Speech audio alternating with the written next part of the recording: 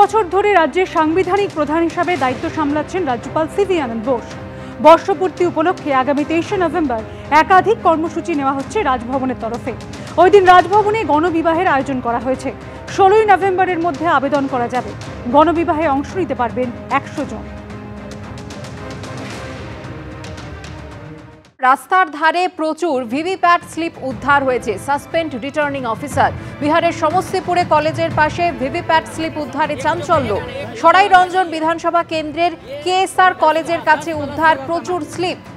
Mock polling এর VVPAT slip, ভোটে প্রভাব পড়েনি দাবি নির্বাচন কমিশনের। জেলা শাসককে ঘটনাস্থলে গিয়ে তদন্তের নির্দেশ মুখ্য নির্বাচনী আধিকারিকের। কর্তব্যে গাফিলতির জন্য রিটার্নিং অফিসারকে সাসপেন্ড কমিশনের। সাসপেন্ডের পাশাপাশি রিটার্নিং অফিসারের বিরুদ্ধে এফআইআর দায়। কমিশনের নির্দেশে সব দলের প্রার্থীকে ঘটনা জানিয়েছেন জেলা শাসক।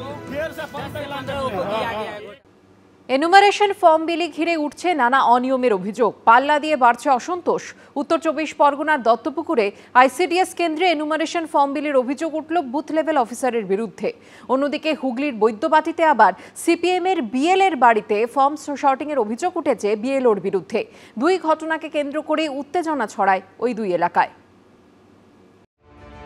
ভোটার তালিকার বিশেষ সংশোধনের কাজ চলছে। নির্বাচন কমিশনের নিয়ম অনুযায়ী এনুমারেশন ফর্ম নিয়ে বাড়িতে বাড়িতে যাচ্ছেন বিএলওরা।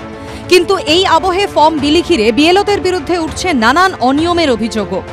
উত্তর 24 পরগনার দত্তপুকুর 2 নম্বর গ্রাম পঞ্চায়েতের 239 নম্বর বুথের বিএলও মধুসূদন মণ্ডলের বিরুদ্ধে আইসিডিএস কেন্দ্রে এনুমারেশন ফর্ম বিলির অভিযোগ উঠেছে। স্থানীয় বাসিন্দাদের অভিযোগ, বাড়ি বাড়ি না গিয়ে এভাবেই চলছে ফর্ম বিলি।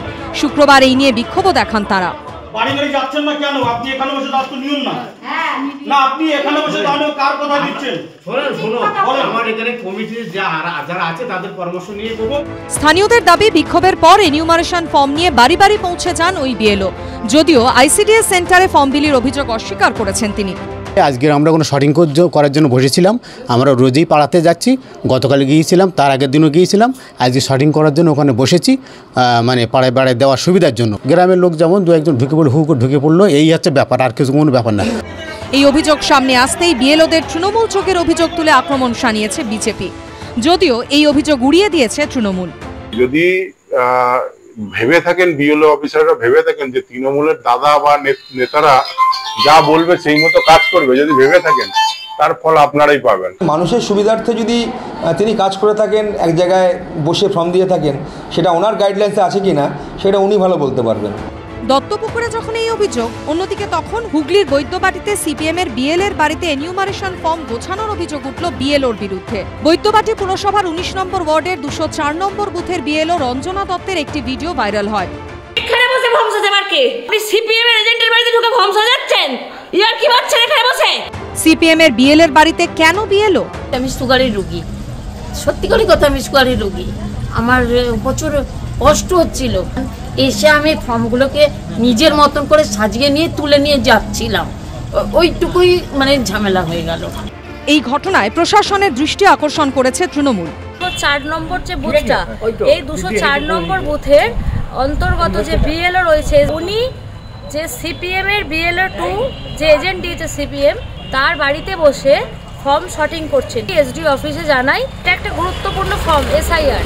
এই ফর্ম যদি কোনো পার্টিকুলার পলিটিক্যাল পার্টির এজেন্টের বাড়িতে বসে কোনো এসডি অফিস মারফত যে বিএলও তারা যদি আজকে শর্টিং করে, সেক্ষেত্রে একটা পক্ষপাতিত্ব হয়ে যাচ্ছে। এক্ষেত্রে গতকাল ওনাকে প্রচুর ফর্ম দেওয়া হয়, ফর্মের পরিমাণটা খুব বেশি, সেটা ভালো করে সাজানো ছিল না। সেই জন্য উনি আমাদের একটু অ্যাসিস্ট্যান্স চেয়েছিলেন। ফিমেল ইন্ডিভিজুয়াল, ওনার হেলথ স্যানিটারি সিকিউরিটির জন্য ওনাকে প্রোভাইড করতেই হয়েছে। সব মিলিয়ে এনিউমারেশন ফর্ম বিলি নিয়ে বিতর্ক চলছেই। সমীরণ পাল, সৌরভ বন্দ্যোপাধ্যায় রিপোর্ট, এবিপি আনন্দ।